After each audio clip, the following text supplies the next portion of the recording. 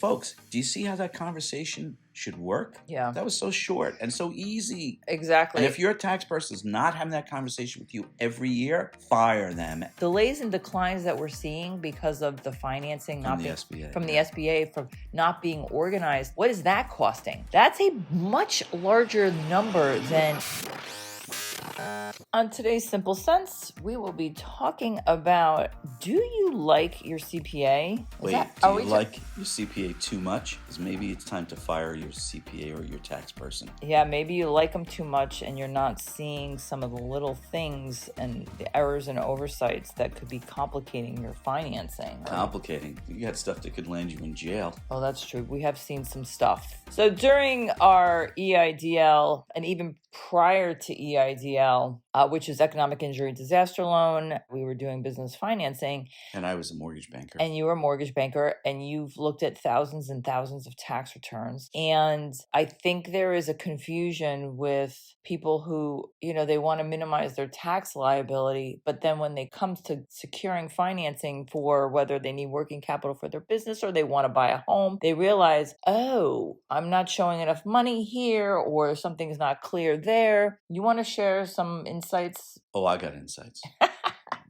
Most recent one, which is not the inspiration for today's show, but literally 2 days ago, I spoke to somebody who described some situation where this person was not disclosing all of their income. Oh, and thought it was okay. Like, oh, I didn't know. Actually, I think this person kind of acknowledged that it wasn't okay. But this person really liked their tax professional. Oh, what?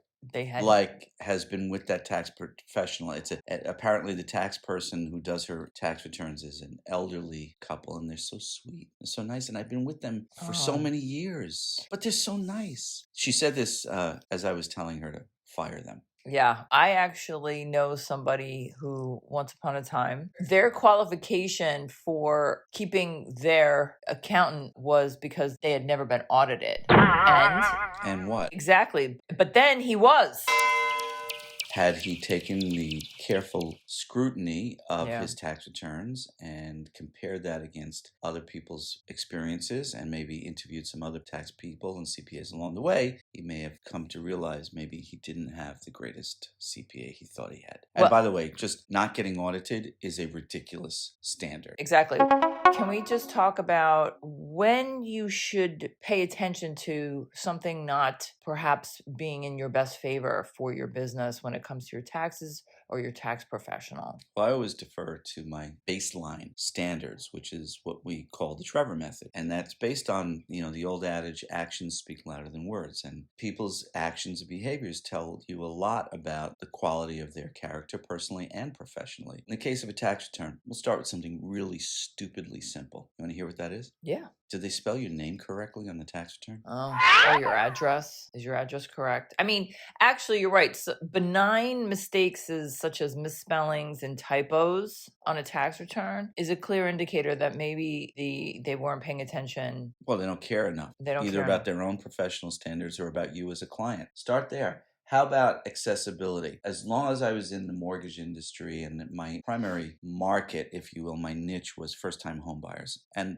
it wasn't just that I was lending them money to buy houses. It was also I would teach people how to buy a house. I would teach them the things that I had learned on my own when I was a first-time buyer about what it was like to be a homeowner. And one of the advice points that I gave to people was, you need to engage a really good tax person because, and this is before the cap was put in place on the deduction of mortgage interest and property taxes, because my philosophy was, and maybe it's because I'm Scottish and I'm thrifty, but why should you get a giant refund check from the IRS every year? I know. It's an interest-free loan that you made to the United States government and they're paying Why you back. would you do that? Yeah. So if you have a competent tax person that you can have a conversation with about your deductions and your withholding on your paycheck throughout the year, hey, then you can potentially put that refund into your paycheck. The only way you get there is with the guidance of a competent person who is, more than anything, accessible throughout the year. Mm-hmm. And my advice to people was, okay, as soon as you buy your house, first conversation is with your tax person to discuss your W-4 withholdings form. And you should have a conversation with your tax person 4 times a year. And people thought I was nuts with this. I started financial planning. I was life and health and series 6 and 67. I don't even remember now. 63. 6 and This is good 63. that you don't I remember. know. You've moved so well. 20 years ago, I started a financial planning practice, and I learned this, among other things, especially with business owners, because we were working with business owners who were doing the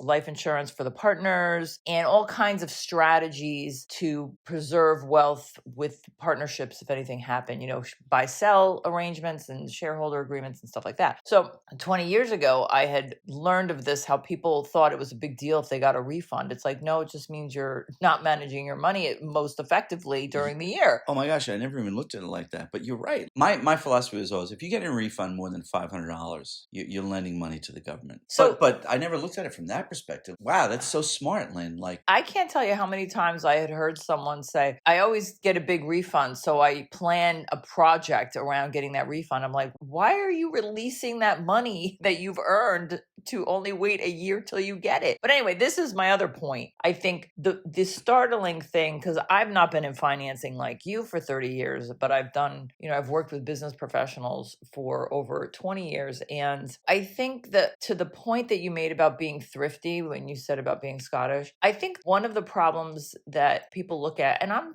guilty too, when you're doing cash flow management and budgeting and your accountant sends you a bill because they're doing more than just tax returns or whatever, there comes a time where you have to shift your focus on how you're spending your money and including a tax professional. It's like you got to put your big girl pants on, your big boy pants on, and be a grown-up business owner with a competent tax professional, because as we have been seeing now with the financing business for 3 years, it's a disaster. well, people hire what I call LCD, lowest common denominator tax persons. And often the LCD standards that the business owner has for hiring a tax person is the cost. Well, And if cost is your point of entry, you need to rethink your whole idea about how you even run a business. because what is it costing you when you find out that you didn't have the best quality tax professional, or that your financial documents weren't in the best quality shape? You're missing out on the working capital that delays and declines that we're seeing because of the financing From not the being SBA. from the yeah. SBA, from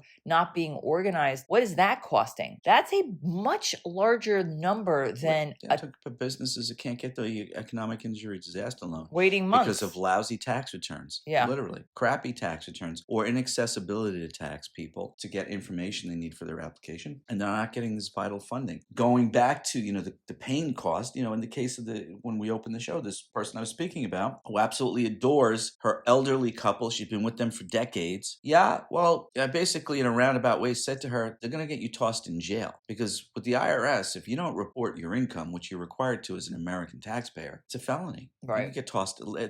The IRS can literally throw you in jail for that. Well, I'm not going to point any fingers or throw anyone under the bus with intentional strategies. If someone thinks that they can minimize their tax liability and qualify for a lot of money when you're requesting financing, it doesn't work that way. No, it doesn't.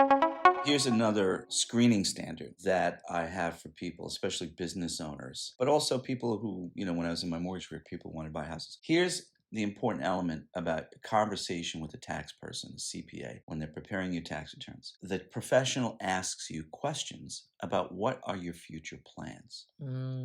So, Lynn, getting ready to do your tax returns, just reviewing some things from your past, the past 12 months since we did the last turn. Going forward, are you planning to buy a house in the future? With your business, are you planning, or do you think there might be a chance that you would consider doing some business credit financing in the future? Because the answer to that question, Linda, helps guide me on how I should prepare your tax return. Because as your tax person, I know that banks have a look back period on your tax return. Ding, ding, And ding. actions that I take as your tax person, Linda, on today's tax return can resonate in the future. And maybe you get a bigger refund today because I lower your liability, but you won't qualify for a mortgage to buy a house or for business financing in the future. Folks, do you see how that conversation should work? Yeah, That was so short and so easy. And exactly. if your tax person is not having that conversation with you every year, fire them and get a new one. Yeah. So the other thing too, we just need to make this as a clear disclaimer. We are not tax professionals. We are not tax experts. We do not give tax advice, but what we do is help guide business owners in various components when it comes to business financing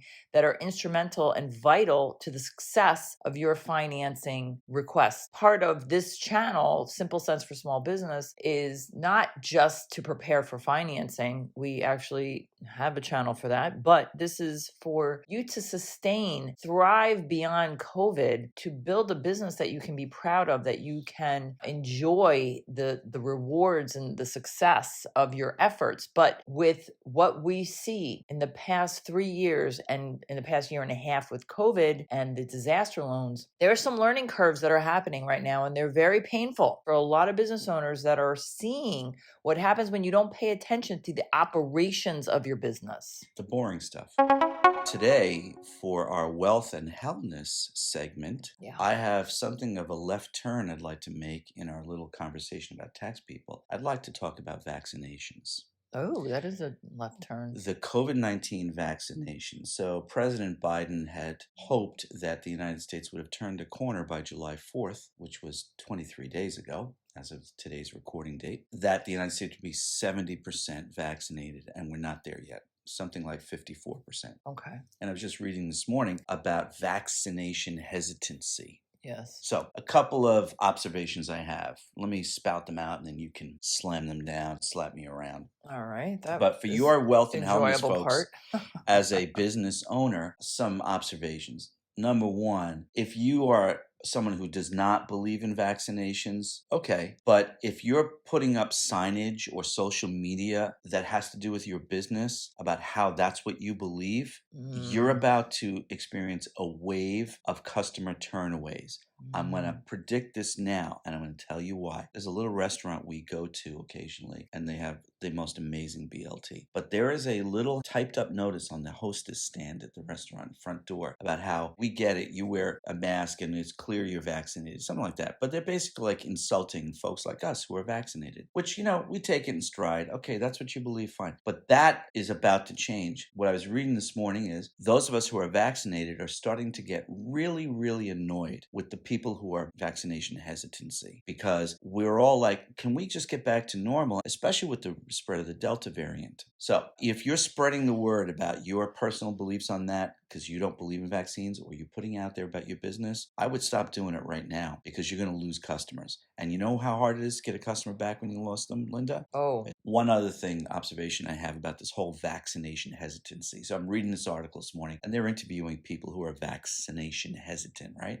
And they're all like, well, it's unproven and everything. Let me go on the other side of. Please. Stop me from going on Yeah, rant. I'll have to edit some of this out because it's sensitive opinion. Don't stuff edit that, me, Lynn. that I want to be unfiltered. People are ruthless when you're not agreeing with their opinions. So, except that those of us who are vaccinated are actually in the majority. So that is true. There probably is a small percentage of the people who are hesitant because of potential health reasons. Like, we have a neighbor who was allergic to one of the ingredients, the properties in the vaccination. In one of the vaccines. Yeah, she couldn't. So she had to take the other one. She had to take the other one. I actually, because there was a coagulant in one of the vaccinations, I went with a different vaccination. I was sick after the vaccination on both of them. I was sick for almost 48 hours, feeling like it was a borderline migraine. I was very lethargic. But it was over with. But it was over with. So big deal, right? One of the best quotes I read this morning was a woman who said, I believe that here in the United States, we have a social contract with each other. Yeah.